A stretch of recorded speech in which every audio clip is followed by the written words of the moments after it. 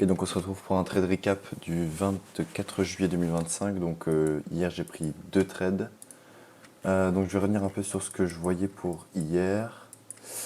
Je vais enlever ça, tac tac tac. Donc on avait formé ici de plus haut quasiment égaux avec le all-time high qui est ici. Donc moi j'étais quand même vachement haussier parce que je me disais qu'on allait forcément aller chercher cette liquidité qui était la plus attrayante pour le marché. Mais je voulais quand même voir un retour possible dans soit cet order block ou cette liquidité, ou en tout cas dans un discount, quoi. Donc c'est ça que je voulais voir, sachant qu'on respectait en plus ce gap ici en 1 heure. Euh, donc voilà ce que je voyais pour cette journée-là. Donc j'étais plutôt haussier sur du plus long terme, donc ce qu'on voit d'ailleurs qu'on a fait, mais je restais quand même baissier sur peut-être une occasion à prendre. Niveau news, on avait 8h30 qui n'était pas exceptionnel et 9h45, donc je voulais pas trader avant 9h45. Voilà. Tac tac tac, je vais mettre en 15. Donc 8h30 sort la news, on vient prendre cette liquidité ici. Moi à partir d'ici je suis quand même vachement acheteur parce que je me dis qu'on prend la liquidité, on réagit à la hausse directement. Tac. Donc là on est en 1 minute. Donc on prend le plus bas ici avec la news. On réagit à la hausse, on inverse un gap ici en 5 minutes, on accumule avant l'ouverture.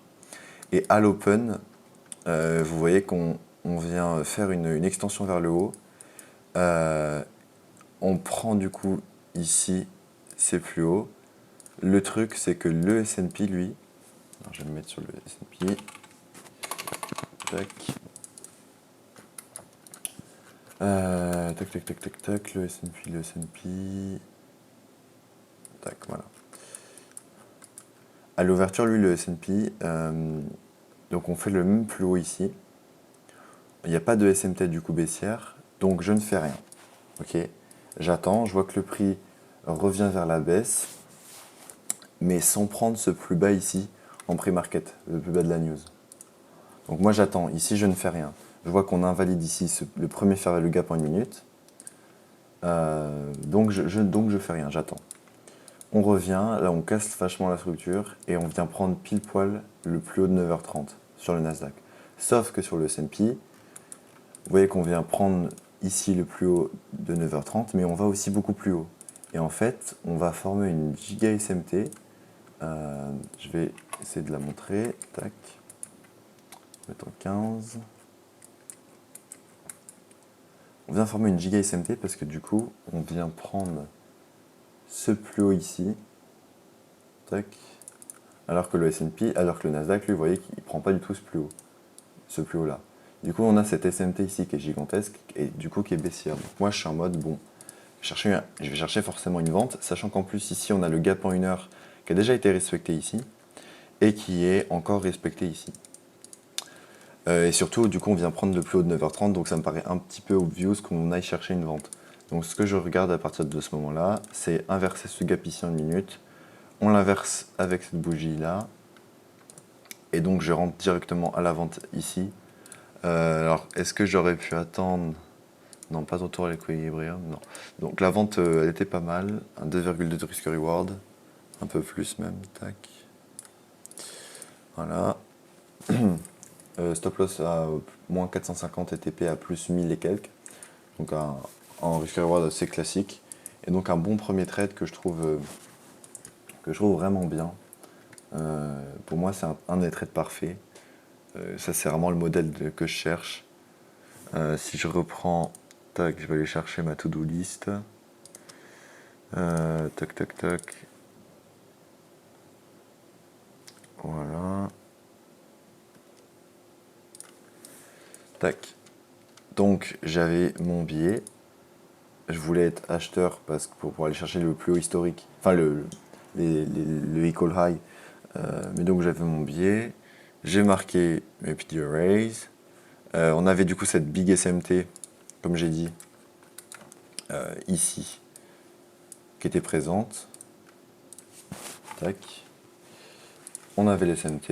Et donc, mon entrée, Major Joint Liquidity. Donc, on a pris du coup la liquidité immense sur le S&P, pas sur le Nasdaq. Mais sur le Nasdaq, on a quand même pris le plus haut de 9h30. On invalide le gap du coup en 1 minute. J'ai pas pris du coup de retracement. Donc c'est ça que j'ai pas pris. On a une SMT, je rentre sur la macro. Et du coup, bah oui, je vais break-even TP1, mais du coup j'avais qu'un seul TP. Donc c'est vraiment un trade pour moi qui est 5 étoiles, même si j'ai pas pris de retracement, mais il n'y avait pas besoin forcément d'un retracement ici. Mais du coup pour moi c'est un trade de 5 étoiles ou 4 étoiles sur 0,5 si on veut. Mais du coup voilà pour ce premier trade ici. Ensuite le deuxième trade, donc je vais nettoyer un peu tout ça, que c'est un peu plus visible. Tac, tac. Donc deuxième trade, la macro vient de passer, on vient de prendre la liquidité ici en bas, et donc là ce que j'attends c'est un reverse, avec en plus l'arrivée de la macro ici à 10h15, la fin de la macro. Donc une possible inversement de la structure.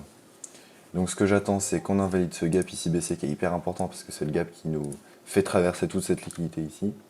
Et donc avec cette énorme bougie acheteuse là, on vient invalider ce gap ici en 1 minute. Tac. Ça on vient l'invalider. Et en plus, on change du coup de structure ici. Tac. Et du coup, moi je rentre directement à l'achat sur la bougie juste suivante, enfin dès qu'on ferme. Et c'est d'ici, et je sors du coup ici. Pourquoi? Parce que normalement mon TP dans un trade normal, je l'aurais mis au niveau de ma target que j'avais pour la journée. Sauf que vu que pour avoir le funded, il faut que je respecte la consistency rule de 50%, bah c'est pour ça que j'ai pris que ici. Et normalement mon trade aurait été là quoi, pour un risque reward de 3,14. Voilà. Donc voilà pour mes deux trades aujourd'hui, sachant que ce trade là, il est surtout appuyé par cette SMT, puisque ici le Nasdaq vient prendre cette liquidité alors que le S&P ne le fait pas. Donc il y a une grosse SMT, et en plus on a une toute petite SMT ici, puisque le S&P vient en dessous alors que le Nasdaq ne va pas en dessous. Donc j'ai deux SMT qui sont vraiment une grosse confirmation de biais quoi. Donc voilà pour ces deux trades.